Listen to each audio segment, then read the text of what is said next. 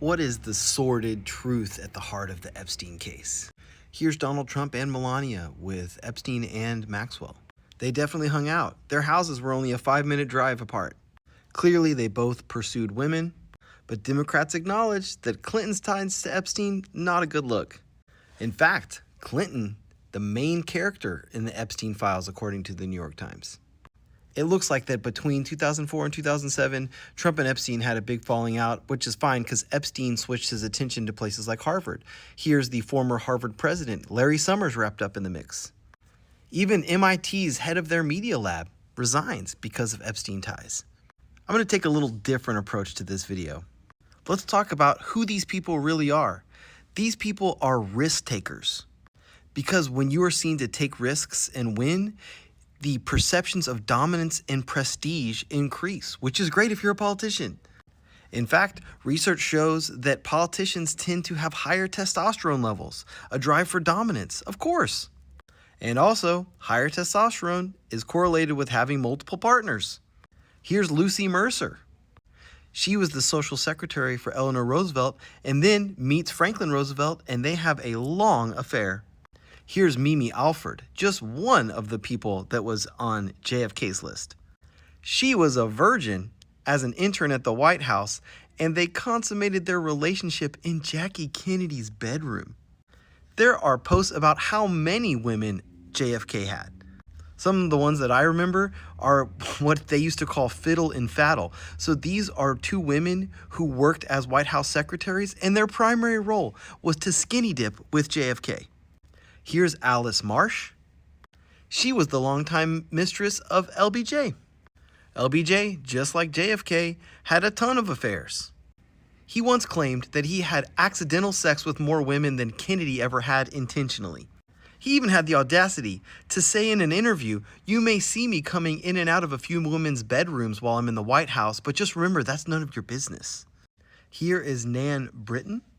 She was the mistress of Warren G. Harding. You might be spotting a trend here. So she and Warren Harding had a baby. She said she gave birth in a closet in the Senate chamber. Definitely it was confirmed that the baby was his. And when all this came out, his team started to slander her ruthlessly. Here's Maria Halpin. She was Grover Cleveland's mistress. She said that she got pregnant because he assaulted her. And then he arranged for her to be institutionalized against her will. He went on to win the presidency. Here is Ruby the Heart Stealer. She was apparently paid millions of euros by Silvio Berlusconi, who was the leader of Italy for like 9 years. Here's Anne Pinjot, Francois Mitterrand, one of France's most famous leaders, longtime mistress. They had a whole second family together. Here is Bob Hawke, one of the most famous prime ministers of Australia. He did some appalling things while drunk, just bloody shocking. It turns out that his crazy behavior actually helped his popularity. His popularity reached a record for a national leader. There's a whole syndrome that describes this. It's called the Bathsheba syndrome, which is the ethical failure of successful leaders. Because they can compartmentalize things in their brains. That's how they do things like make high-stakes decisions with imperfect information. And usually they're flooded with testosterone.